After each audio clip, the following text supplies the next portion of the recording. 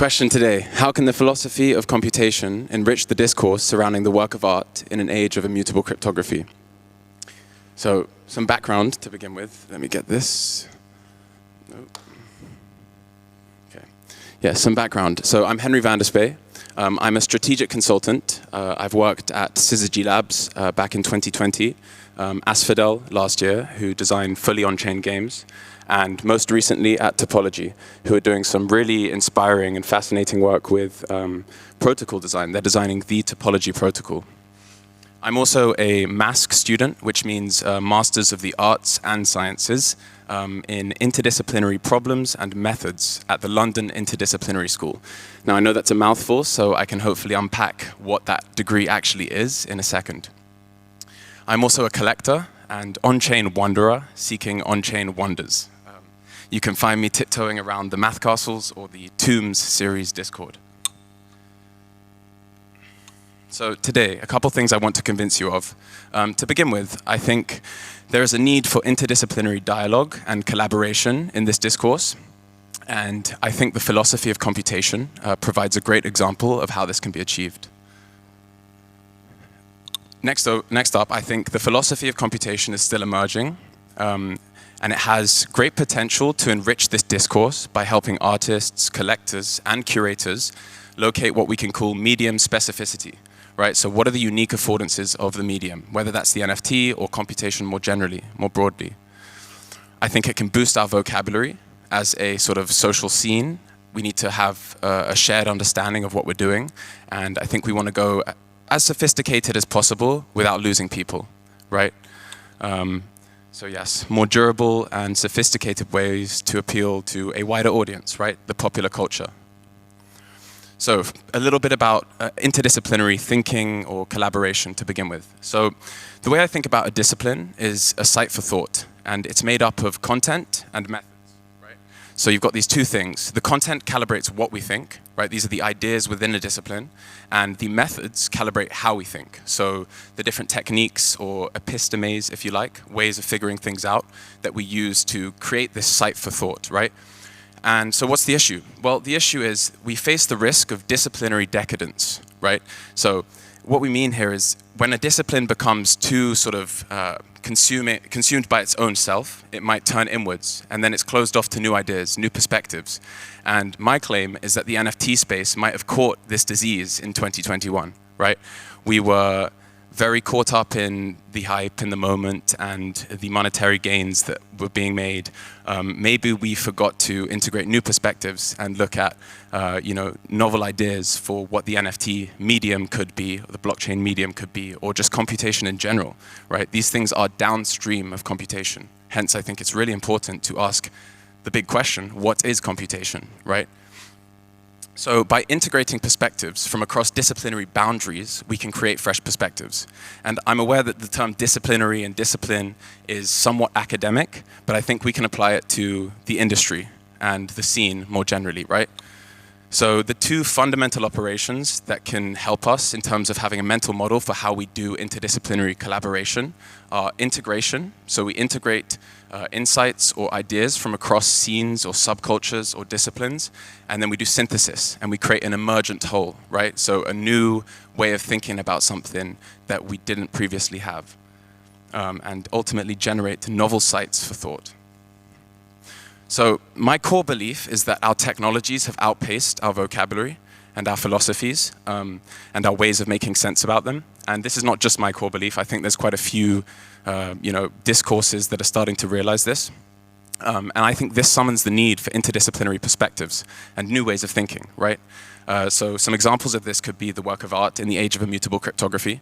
I've spent considerable time in a bunch of discords and working with companies trying to deduce what the unique affordances are of this medium, right? What is really possible to do that wasn't possible beforehand, that can change things. This is somewhat on a tangent, but the need for a general theory of intelligence in an age of neural computation and AI, which is accelerating rapidly, which sort of sits alongside the discourse we're talking about today. I think we need to consider it and perhaps integrate some of the perspectives that are emerging there. And then, last but not least, the philosophy of computation, right? And my view is that the philosophy of computation can really help here. For example, in helping us answer questions as broad as, what is the relationship between computation and art, computation and language, and even computation and mathematics, which I would say is still an open question. Turing might push back, Gödel too, and Alonzo Church, but we move. So, the philosophy of computation, it's inherently interdisciplinary. It integrates perspectives and content across disciplines as broad as logic, formal logic, classical logic, all the way back to Aristotle.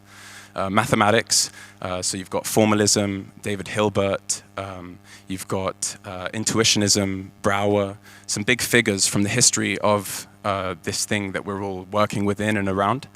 And then you've got theoretical computer science. And I think it's really important, whilst we're talking about the philosophy of computation, to consider, to naturalize our philosophical ideas by looking to the theoretical, the empirical, the things that we can experiment with, right? So theoretical models of what computation is. So there are two schools that dominate the philosophy of computation. They're largely active in ontology and epistemology, right? The former, ontology, asks what is real as opposed to mere fabrication, and the latter asks how do we know, right? And these words get thrown around quite a bit in our discourse, so I think it's really important to have a strong, agreed-upon consensus about what these words are. Okay, so let's tuck in. So we've got two dogmas, computational theories of mind, and I think these manifest as ideas like the brain is a computer, multiple realizability of mind, or the matrix being the canonical model, right, of how computational theories of mind look in popular culture discourse, right? And then we've got computational realism, so the universe computes, or the simulation hypothesis. And this is familiar to most of us, right? The simulation hypothesis is something that a lot of people talk about, and it's very present in popular discourse, pop culture. And I think both of these schools of thought are somewhat crude, right? And I think there's work to be done from people working in the, the age of immutable cryptography that changes these views in popular culture, if we are to actually appeal to a wider audience.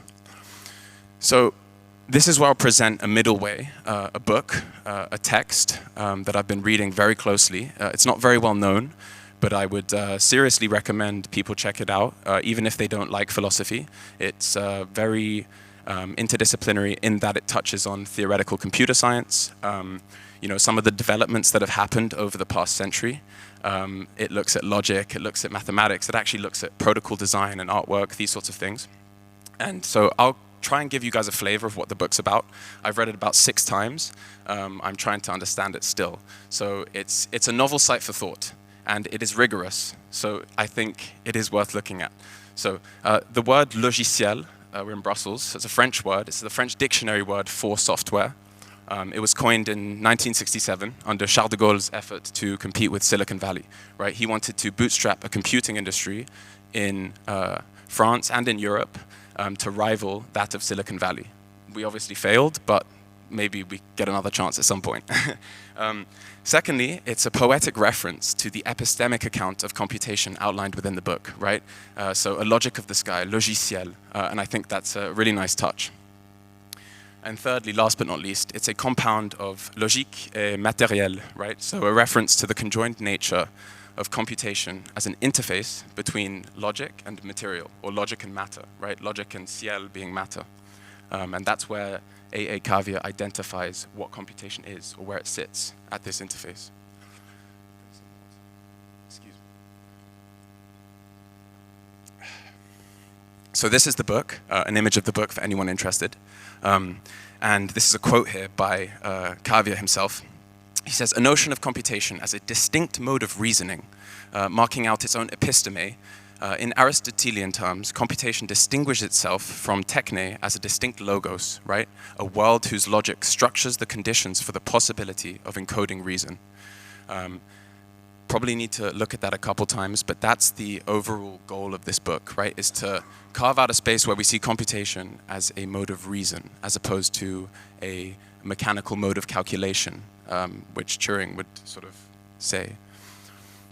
So some primers on the idea, and these are my views, and I'm referencing Cavia, and I would, endorse people read his book here.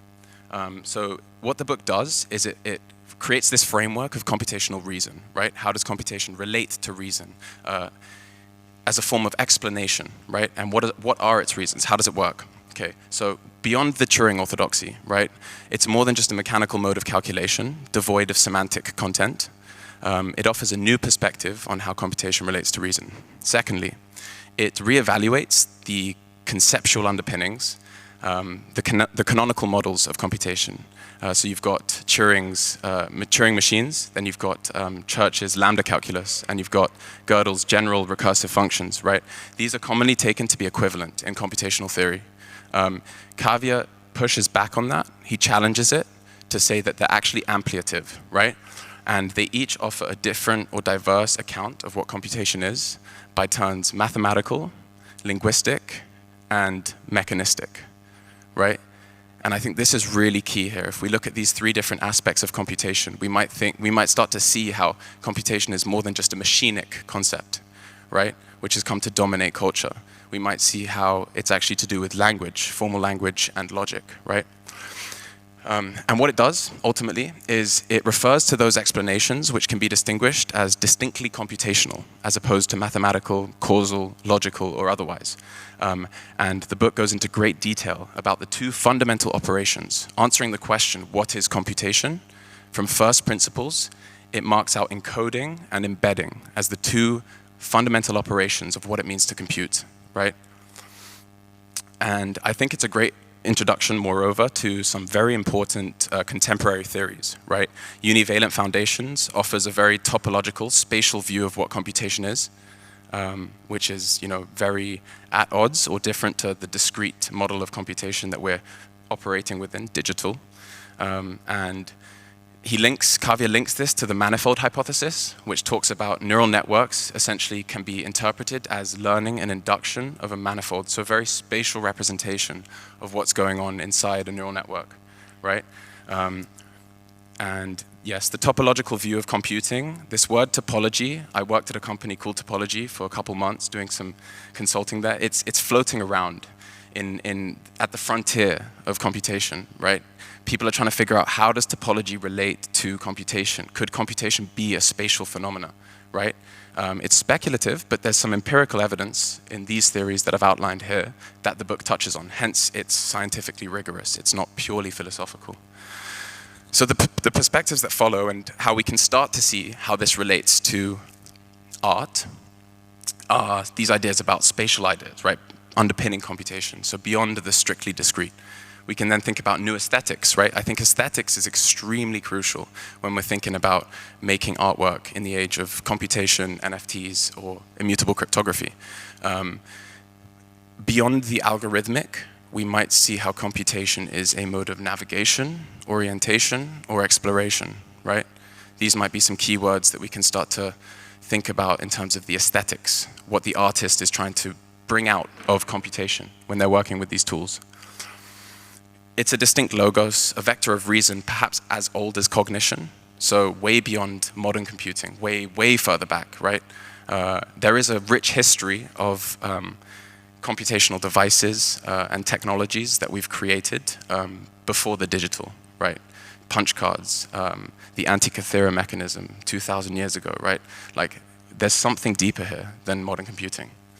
And then he goes into a constructive account based on intuitionism and inference, right? This idea of turning tokens into types. So constructive type theory is another aspect I'd implore people to look at. Ultimately, these two ideas, if you remember anything from this talk, as crazy as it might sound, encodings and embeddings. Remember these two words and look into them. So just to quickly touch on these two words. In this epistemic account, in this philosophical explanation or framework of what computation is, we can start to see voltages on silicon as no longer being interpreted by Boolean truth tables, which is digital logic, but as epistemic acts of encoding grounded in a realizability interpretation of logic. So these are the two aspects of logical thinking that he uses to build up this framework.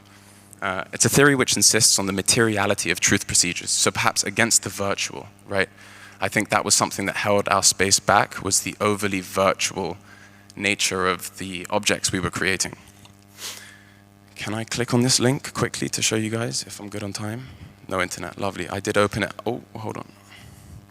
I did open it up before. So take this beautiful book as an example. This is a book from 1886, 1887, right? So a couple centuries ago. It's called the Livre des Prières, so a prayer book, essentially. If we look at how intricate some of the pattern design is and some of the type, this book actually wasn't printed, nor was it done by hand, essentially. It was, if we look here, some of these very beautiful, in my opinion, great aesthetics. We can see here in this first blurb, touchstone in the history of computing, Art Nouveau. We can see here many valences, a nodal point connecting several seemingly disparate legacies. So I wanted to show you guys computational labor, right? The leaves were produced on Lyon's famed Jacquard looms, their text and imagery encoded in hundreds of thousands of punch cards that directed the weaving of a black and silver gray silk threads, right? So I think that was, I just put that in before the talk. I think it's a really interesting example of encoding. And this idea of embedding, right? I won't go into too much detail here because I'm still learning this for myself. In effect, the encoding of syntax is a process which performs an embedding of logic into a space which renders it computational. So here we go. How can computational reason, I hope I haven't lost you, actually enrich this discourse? I think it provides a set of conceptual shields from philosophical first principles, right? You can come from engineering first principles, physics, mathematics, but you can also come from philosophical first principles. And I think this book does a great job in providing some first principles to think about this question. What is computation? Why does it have the properties that it does? Why does it accelerate so quickly, you know, in the age we're living in? It gives us a novel vocabulary. And this is not just for the artist, but for the curator, the collector, and the general person. It helps us distinguish those acts that are distinctly computational, right? Encoding, embedding, and it tells us how we can identify them. A really important one, and I've got 3 left here, helps the artist locate medium specificity, right? I'm still at a point in my engagement with this discourse where I think we need to explore. We need to keep exploring to find what it is that we weren't able to do before, right? What computation, digital computation, or perhaps even neural computation allows us to do that could really reinvigorate the art world, right? I think this book is written in such an eloquent way, and it renews a sense of wonder in computation, right? At a time where it's doing all sorts of things worthy of critique, so all sorts of oppressive things, centralized media empires and algorithmic forced content, these sorts of things. It might help us to reinvent the aura, recapture the aura, rediscover it. Last but not least, it's a candidate theory. The topological aspect here, univalence and the manifold hypothesis, is a candidate theory offering stronger intuitions about the future of AI. I think it actually stands as a possible way of unifying blind models, so deep learning architectures at present, like stable latent diffusion, and symbolic AI, which is a branch of AI that kind of died out in the, let's say, 70s, 80s. And that's a big business opportunity. So yeah, to close with a quote from A.A. Kavya, and I hope I've done justice to his work. For close to a century, Turing orthodoxy has identified the computational with the machinic. But what if computation is instead a more fundamental expression of form? Perhaps its true role is encoding logic into language and linking propositions to their structural, which is to say mathematical form. Now, it's nuanced, it's deep, but this provides a really interesting alternative, perhaps radically alternative perspective, a new model for understanding what this medium is that we're all working in. References, merci. Thank you very much.